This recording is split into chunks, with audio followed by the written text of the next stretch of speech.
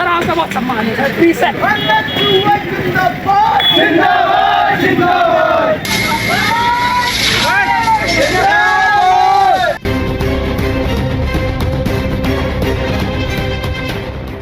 हरि सिंह गौर केंद्रीय विश्वविद्यालय में शुक्रवार को राष्ट्रीय छात्र संघ ने राष्ट्रपति महोदय के नाम ज्ञापन सौंपा।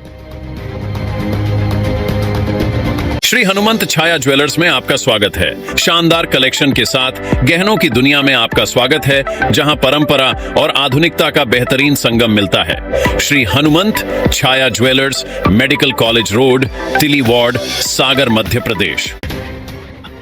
बता दें, जिसमें विश्वविद्यालय में लिंग 2 समिति की और सुप्रीम कोर्ट के दिशा निर्देशों के अनुरूप प्रत्यक्ष छात्र संघ चुनाव कराए जाने की मांग की गई।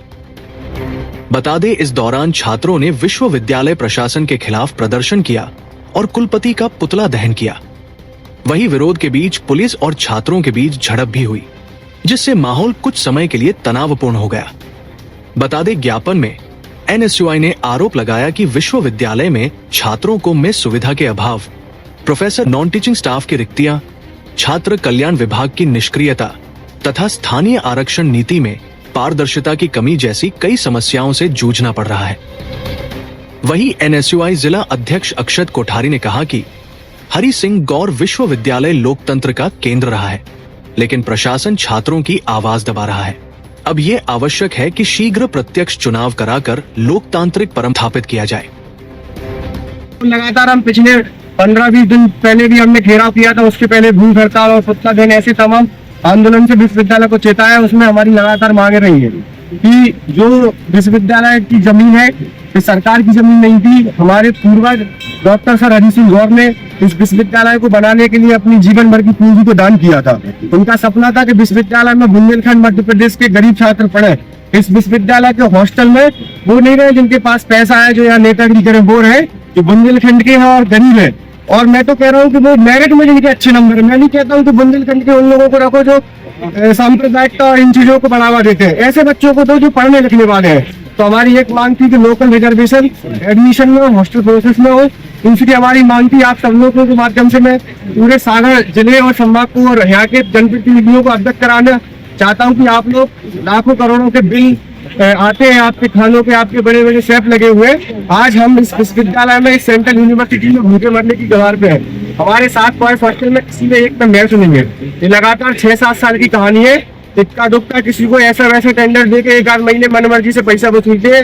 तो मेरी सबसे प्रमुख मांग है यहाँ के जनप्रतिनिधियों को कि ऐसे जनप्रतिनिधि बनने से अच्छा है कि किसी कुएं में डूब मरो। कि आप जिस विश्वविद्यालय का गौरवगान देश की संसद में और दूसरी जगह करते हो, उसकी ये बात रखो कि आपके विश्वविद्यालय के बच्चे यहाँ भूखे मर रहे हैं। तो आपके माध्यम से मैं कहना चाहूंगा कि यहाँ के जनप्रतिनिधियों तक बात पहुंचे। और दूसरी हमारी मांग है कि आज यहाँ इतने जो छात्र आए हैं, संगठन के साथी यहाँ विश्वविद्यालय प्रशासन आके परेशान होते हैं खिड़कियों पर, इधर कल आ जाना, परसों आ जाना। उनका कहना होता है हमारे पास स्टाफ नहीं है। और हाल ही में जो नीमा गुप्ता जी यहाँ से गई है 22 साल का पदभार छोड़कर, तो उन्होंने नॉन टीचिंग स्टाफ की वैकेंसी निकाली थी। उसके बाद वैकेंसी निकली, फॉर्म भरे और उस फॉर्म में अच्छा खासा रेवेन्यू कलेक्शन किया है। उसके बाद इसकी आज तक कोई कहानी नहीं है कि उनका पेपर होना क्या नहीं होना है। तो उस पर मैं चाहता हूँ कि जल्दी से जल्दी त्वरित रूप से कार्रवाई हो और नॉन टीचिंग स्टाफ की भर्ती हो, जिससे हमारे जो छात्र यहाँ परेशान हो रहे हैं वो परेशान न हो। क्योंकि यहाँ वो पढ़ने लिखने आए हैं, सेमेस्टर एग्जाम, मेरे एग्जाम देने आए हैं, यहाँ से उच्च शिक्षा प्राप्त करने आए हैं, ना कि यहाँ केवल आवेदन खेलने आए हैं। और दूसरी बात है कि आज ऐसा कोई डिपार्टमेंट नहीं होगा जिसमें प्रोफेसरों की कमी ना हो, और कमी नहीं, भरपूर कमी ना हो। एक आधी क्लास होगी जिसमें यहाँ आप किसी से पूछ सकते हैं, एक आध क्लास में कोई असिस्टेंट या एसोसिएट या प्रोफेसर तो पढ़ा ही नहीं रहे, या असिस्टेंट पढ़ा रहे हैं।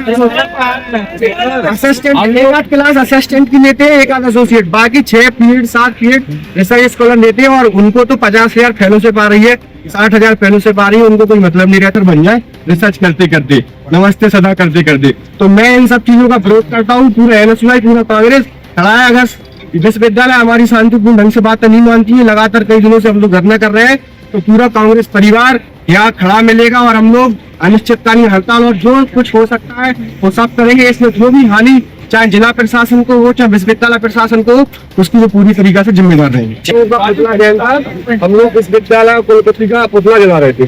क्या मांग? हमारी मांगे, सबसे प्रमुख मांग आज की हमारी रही है कि विश्वविद्यालय ने लेटर जारी किया था जिसमें इन्होंने मेरिट के आधार पर छात्र परिषद के गठन की घोषणा की थी, जो कि असंवैधानिक है।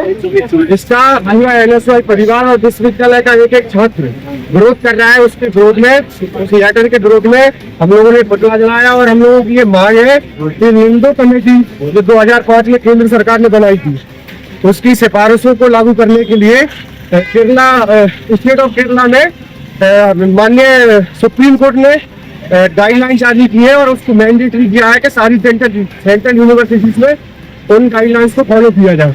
तो हमारी ये बहुत ही लोकतांत्रिक और संवैधानिक मांग है कि विश्वविद्यालय डायरेक्ट प्रत्यक्ष प्रणाली से छात्रों को अपना प्रतिनिधि चुनने का मौका दे और छात्र संघ चुनाव कराए। अभी क्या है मैं आपको बता देता हूँ। एक्चुअली में ये जो लेटर है, कहने को तो है कि छात्रों को रिप्रेजेंटेटिव दे रहे हैं, लेकिन इन्होंने क्या किया है परसेंटेज के आधार पर बताया। तो इसमें छात्र कहाँ चुन पा रहा है? छात्र अपना रिप्रेजेंटेटिव कहाँ? ये तो विश्वविद्यालय तय कर रहे हैं कि हम किसको रिप्रेजेंटेटिव बनाए। अब वो बना लेते हैं शिक्षा के दलालों को, सहियों को, जो देश में सांप्रदायिकता फैलाने का काम कर रहे हैं। चुनाव 13 तारीख को है ना?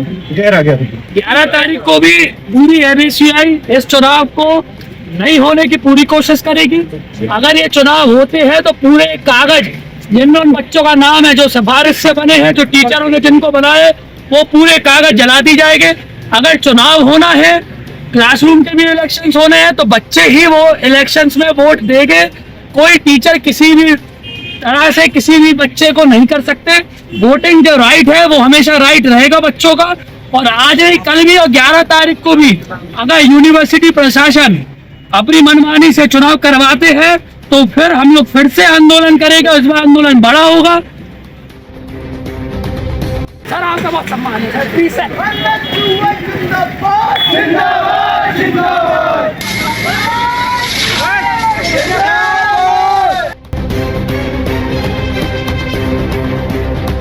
श्री हनुमंत छाया ज्वेलर्स में आपका स्वागत है।